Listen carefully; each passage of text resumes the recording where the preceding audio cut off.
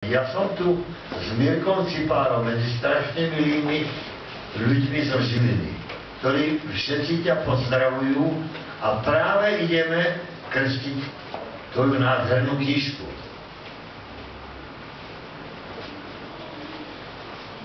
Mám pozdraviť Žilinčanov aj v ich hrubkovom mene a vydavateľov. Ja viem, v prvej rade nám teraz povedať, ako... Ja viem, že som iný pacient, jak ty.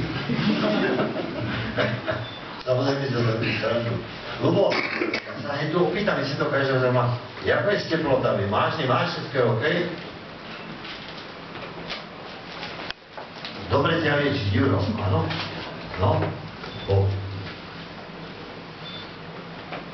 Keď ťa majú v pazúroch.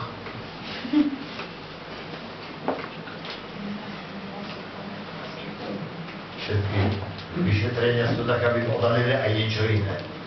A keď áno? Ale padla aj zdejma. To never tomu, neveri. Takže pečne skúmajú. Vykašli sa na ňu.